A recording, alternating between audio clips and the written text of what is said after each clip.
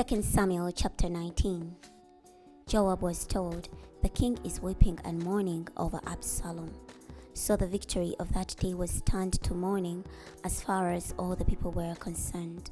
For the people heard on that day, "The king is grieved over his son." That day the people stole away to go to the city, the way people who are embarrassed steal away in fleeing from battle. The king covered his face and cried out loudly, "My son, Absalom, Absalom, my son, my son."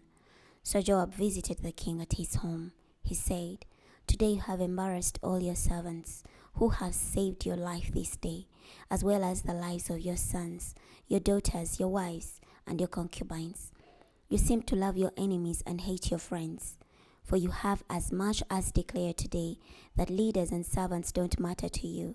I realize now that if Absalom were alive and all of us were dead today, it would be all right with you.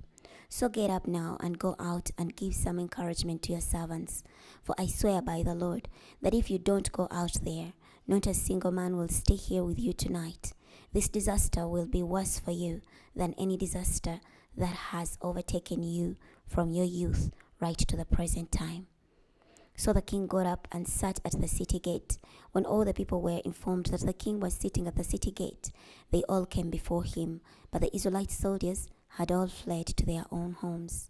All the people throughout all the tribes of Israel were arguing among themselves, saying, "The king delivered us from the hand of our enemies. He rescued us from the hand of the Philistines, but now he has fled from the land because of Absalom. But Absalom, whom we anointed as our king, has died in battle. So now, why do you hesitate to bring the king back?" Then King David sent a message to Zadok and Abiathar, the priests, saying, "Tell the elders of Judah, why should you delay any further in bringing the king back to his palace, when everything Israel is saying has come to the king's attention? You are my brothers, my very own flesh and blood.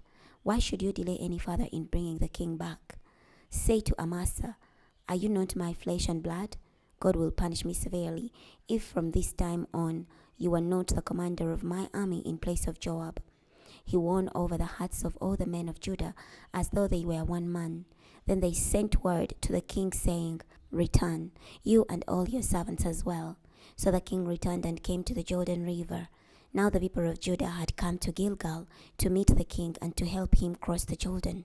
Shimei, son of Gera, the Benjaminite from Bahurim, came down quickly with the men of Judah to meet King David.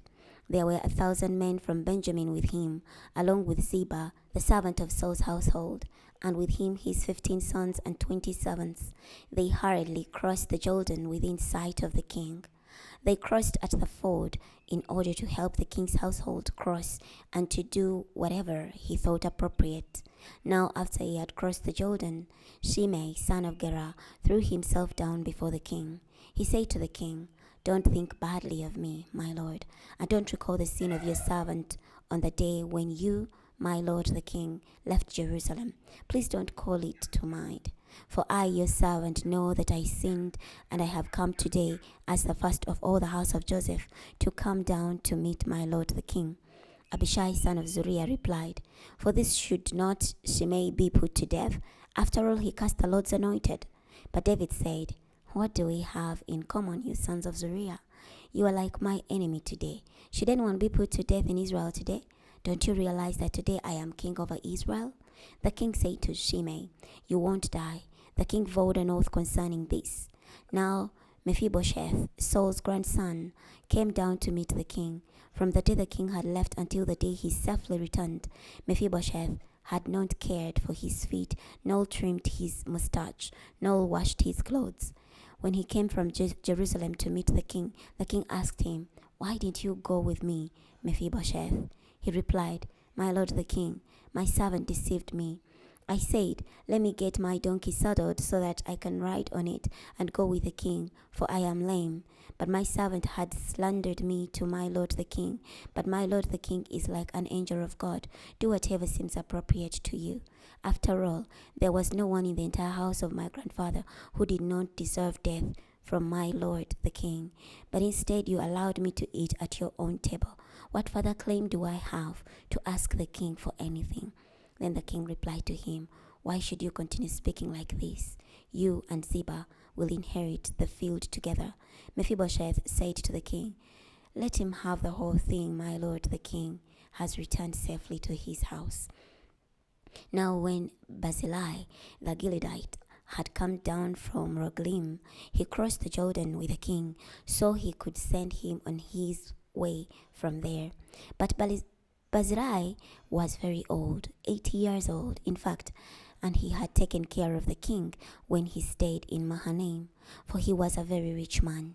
So the king said to Barzillai, "Cross over with me, and I will take care of you while you are with me in Jerusalem." Barzillai replied to the king, "How many days do I have left to my life, that I should go up with the king to Jerusalem? I'm presently 80 years old. Am I able to discern good and bad? Can I test what I eat and drink? Am I able to hear the voices of male and female singers? Why should I continue to be a burden to my lord the king? I will cross the Jordan with the king and go a short distance. Why should the king reward me in this way? Let me return, so that I may die in my own city near the grave of my father and my mother. But look, here is your servant Kimham.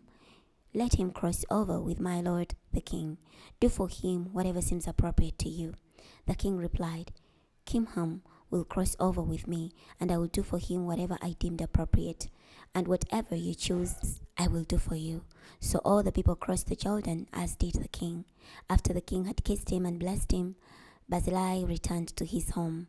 When the king crossed over to Gilgal, Kimham crossed over with him. Now all the soldiers of Judah, along with half of the soldiers of Israel, had helped the king cross over. Then all the men of Israel began coming to the king.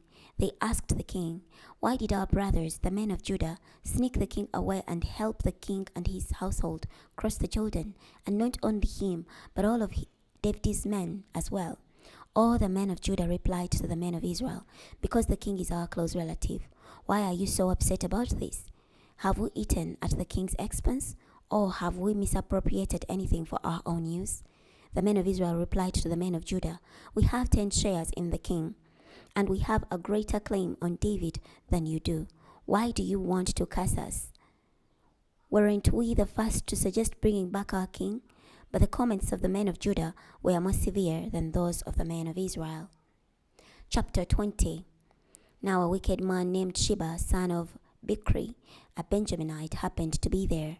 He blew the trumpet and said, "We have no share in David. We have no inheritance in this son of Jesse. Every man go home, O Israel." So all the men of Israel deserted David and followed Sheba, son of Bicri. But the men of Judah stuck by their king all the way from the Jordan River to Jerusalem. Then David went to his palace in Jerusalem.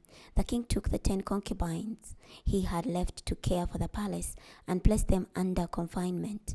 Though he provided for their needs, he did not have sexual relations with them. They remained in confinement until the day they died, living out the rest of their lives as widows. Then the king said to Amasa, "Call the men of Judah together for me in 3 days, and you be present here with them too." So Amasa went out to call Judah together, but in doing so he took longer than the time that the king had allotted him. Then David said to Abishai, "Now Sheba, son of Bicri, will cause greater disaster for us than Absalom did. Take your lord's servants and pursue him. Otherwise he will secure fortified cities for himself and get away from us." So Joab's men, accompanied by the Kerethites, the Pelethites, and all the warriors, left Jerusalem to pursue Sheba, son of Bicri. When they were near the big rock that is in Gibeon, Amasa came to them. Now Joab was dressed in military attire and had a dagger in its sheath belted to his waist. When he advanced, it fell out. Joab said to Amasa, "How are you, my brother?" With his right hand Joab took hold of Amasa's beard, as if to greet him with a kiss. Amasa did not protect himself from the knife in Joab's other hand, and Joab stabbed him in the abdomen, causing Amasa's intestines to spill out on the ground. There was no need to stab him again. The first blow was fatal. Then Joab and his brother Abishai pursued Sheba, son of Bicri. One of Joab's soldiers who stood over Amasa said, "Whoever is for Joab and whoever is for David, follow Joab." Amasa was squirming in his own blood in the middle of the path, and this man had noticed that all the soldiers stopped. Having noticed that everyone who came across Amasa stopped, the man pulled him away from the path and into the field and threw a garment over him. Once he had removed Amasa from the path, everyone followed Joab to pursue Sheba, son of Bicri. Sheba traveled through all the tribes of Israel to Abel of Beth Makkah and all the Berite region. When they had assembled, they too joined him. So Joab's men came and laid siege against him in Abel of Beth Makkah. They prepared a siege ramp outside the city, which stood against its outer rampart. As all of Joab's soldiers were trying to break through the wall so that it would collapse, a wise woman called out from the city, listen up, tell Joab, come nearer so that I may speak to you." When he approached her, the woman asked, "Are you Joab?" He replied, "I am." She said to him, "Listen to the words of your servant." He said, "Go ahead, I'm listening." She said, "In the past they would always say, 'Let me inquire in Abel.' And that is how they settled things. I represent the peaceful and the faithful in Israel. You are attempting to destroy an important city in Israel. Why should you swallow up the Lord's inheritance?" Joab answered, "Get serious. I don't want to swallow up or destroy anything. That's not the way things are. There is a man from the hill country of Ephraim named Sheba, son of Bicri. He has rebelled against King David. Give me just this one man, and I will leave the city." The woman said to Joab, "This very minute his head will be thrown over the wall to you." Then the woman went to all the people with her wise advice, and they cut off Sheba's head and threw it out to Joab. Joab blew the trumpet, and his men dispersed from the city, each going to his own home. Joab returned to the king in Jerusalem. Now Joab was the general in command of all the army of Israel. Benaiah the son of Jehoiada was over the Kerethites and the Perethites. Adoniram was supervisor of the work crews. Jehoshaphat son of Ahilud was the secretary. Sheba was the scribe, and Zadok and Abiathar were the priests. Ira the Jairite was David's personal priest. We're going to stop here today. Next time we're going to continue from 2 Samuel chapter 21. I'll see you then.